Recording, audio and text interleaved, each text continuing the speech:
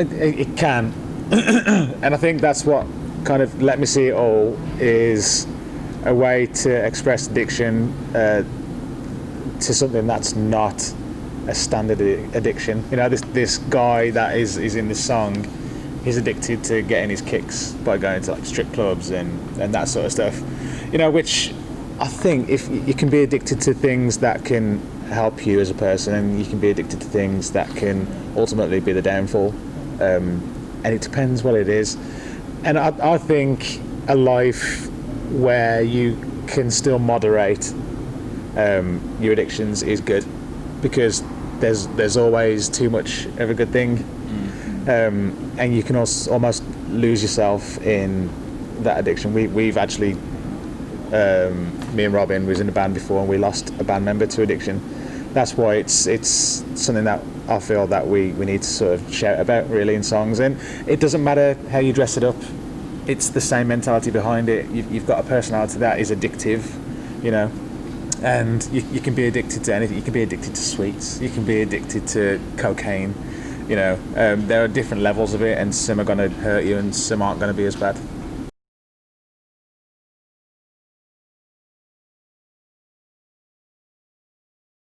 I think I did, because when I first, obviously, like many other people, when you first pick up the guitar, you suck, and then you listen to people on the CD, or you watch them playing on TV, what it was back in the day, when Top of the Pops. Top of the Pops. And you think, how do they do that? How do they make? And I'm like playing a ding ding, and then so I was just like, well, I want to get myself to the level they're at. So I was like, well, okay, I'll sit down and try and work this out. So it was kind of, it took over my life in the early days. So I guess I was kind of addicted to a certain extent. Yeah, I get that, because I used to get in from school and play all night. So it was an addiction. It's something that I used to look forward to. So I suppose those are the traits of addiction. I actually, there's a friend having a house party, and it was an all-day thing. He would come home my house, and then we could stay, and then we'll have the party on the night. I actually left halfway through to go home and play guitar, and then come back on the night, because I thought if I don't play today, everything's gonna. So the world's going to implode. Yeah, exactly. I'm just going to go back to square one and not going to be able to play again.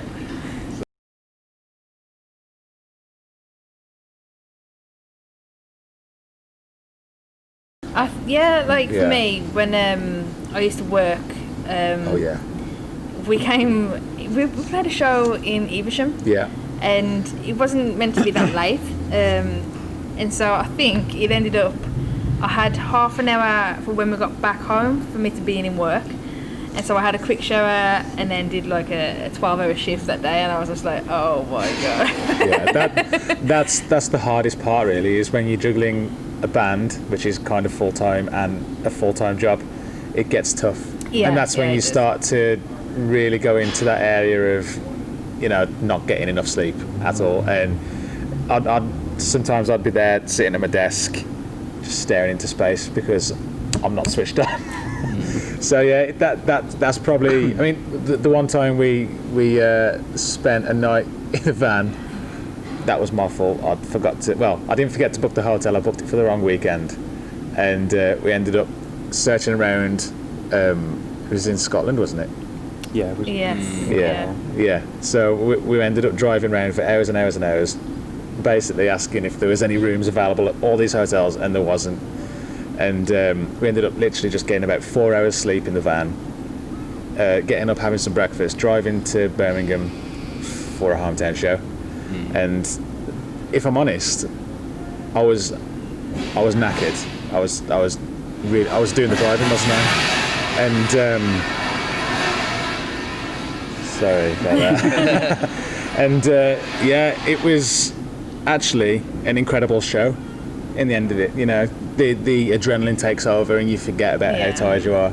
So when it comes to music, I don't think there is such a thing as being too tired. It's when you're not on the stage that it hits you. Yeah, I mean, like, the worst thing that I ever done was go up on stage with a stomach bug. Oh yeah, I thought I was gonna die on stage. I was sick all before, and then I thought, if I'm sick on stage, it's not gonna look good. I managed to hold it off because we only had like a 40-minute set, didn't we? And as soon as we finished, puked up again. But yeah, doing that set, I love playing on stage and I enjoy it. But that was the only one time when I thought I want this to be over now. Yeah, I mean, Chris is quite an animated character on the stage, and he stood there the whole night like a statue. Well, I tried at the start to jump, and I thought, no, I can't do that. He actually ended up in hospital, didn't you?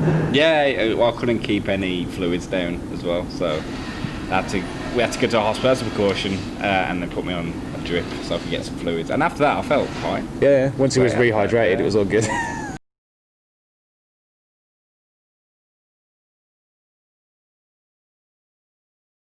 Glenn Hughes. Yeah, Glenn Hughes. Yeah, we spent 6 weeks with him, and all he talked about was drugs, and saying how he doesn't remember the 80s or anything like that. He kept saying, stay off drugs, never do it. Yeah.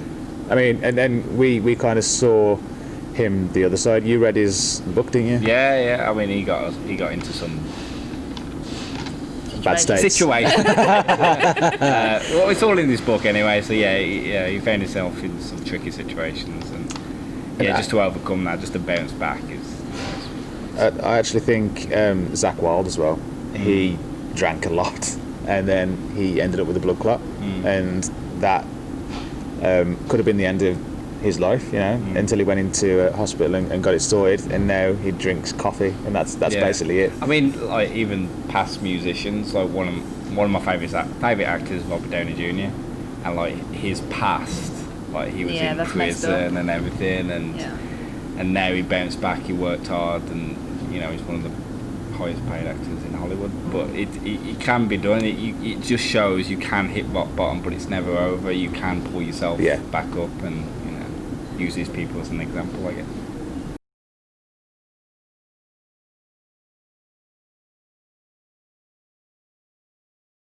I'd say so.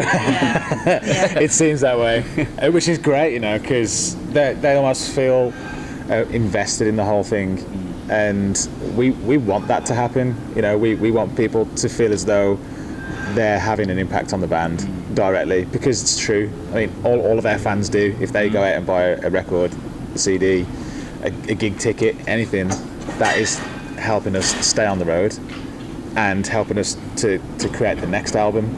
So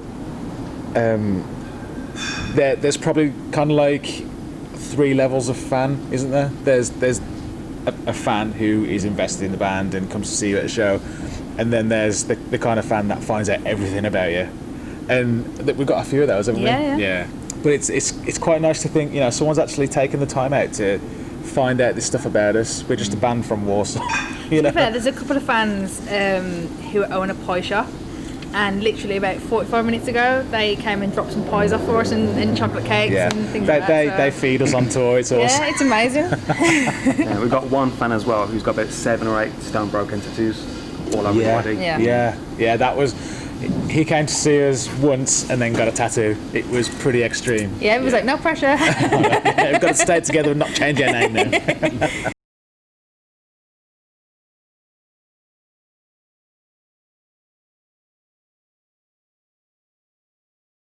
I think for sure, yeah.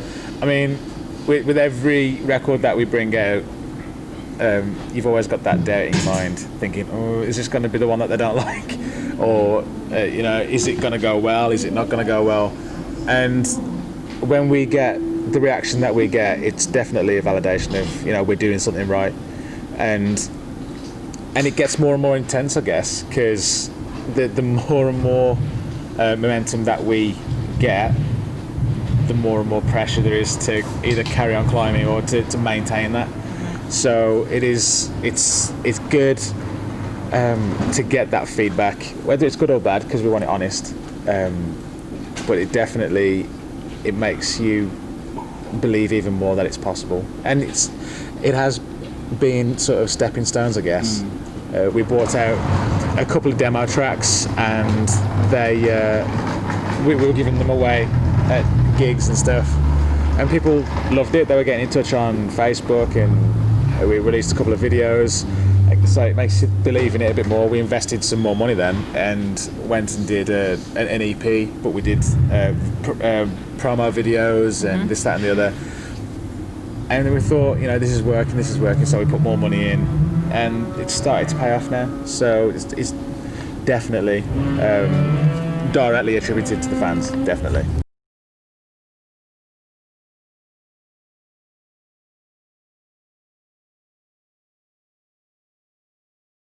Yeah, as much as we can be. Yeah. I guess there are times when it's hard to be positive about certain things, but after you've had the little moan or after you've had the bit of doubt, you kind of sit back and you think about it, and you can always put a positive spin on everything. Like we were meant to go to the States already this year, and the visas didn't come through, which was a bit of a bummer. I'm not going to lie, we was all a little bit deflated about that, but we sucked it up, we carried on with what we was doing, and now we're going over there later on in the year, and it's a bigger tour, so there's always a silver lining to everything, I guess. And having that positive attitude I think it'll carry you through some stuff, you know.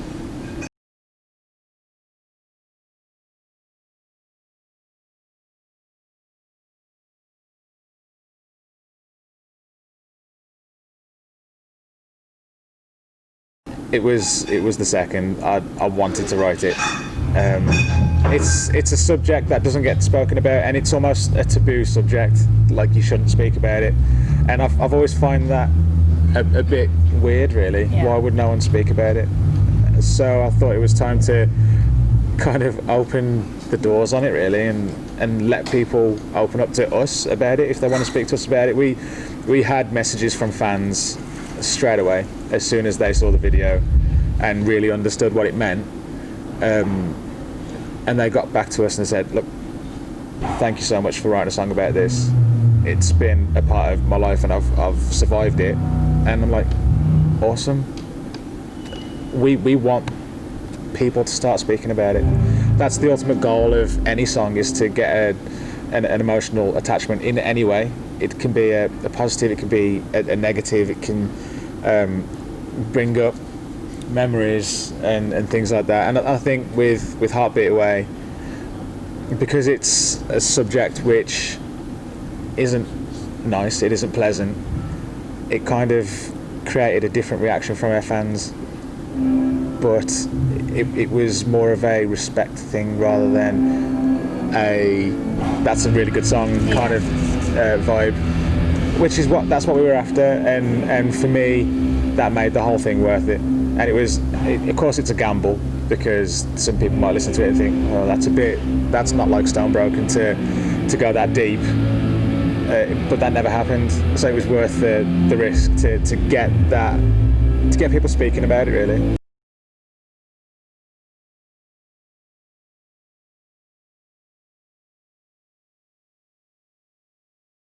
Yeah. Well, Safe Place is for everyone, really. It mainly affects women, but there's also guys that go through it. And I think with guys as well, it's a very taboo thing. If you know, a lot of men don't want to admit that they're in a toxic relationship. Exactly. If it's they kind of feel like they're not manly enough or anything, and they don't want to speak about it. So I think women and men, there should be a haven for both, really. I'm quite shocked at that. I didn't know that fact. I'm quite shocked at that, and I would definitely want to encourage there to be more places for people to go and get the help that they need. You know, a lot of the time you have to rely on the support of your family, and I can honestly say that 90% of the time your family are going to be there for you at the drop of a hat. So there are going to be situations where they haven't got anyone to go to, and they're going to feel trapped in a relationship, and that's not fair. So I think there should be somewhere for them to go to get away from a situation that could potentially end their life.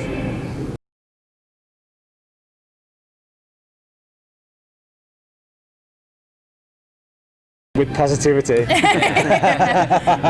think, you know what, a lot of people get wrapped up in such small issues when there are much bigger issues out there that they could focus their attention on.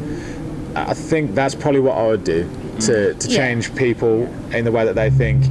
It doesn't matter if someone's got the television remote and you want the television remote. People fall out over that sort of stuff. There's things going on out there that people have no idea because they don't even look for this kind of stuff, and they sort of invest their time in kind of like little things. And I think I think people these days are wrapped up in their own bubble.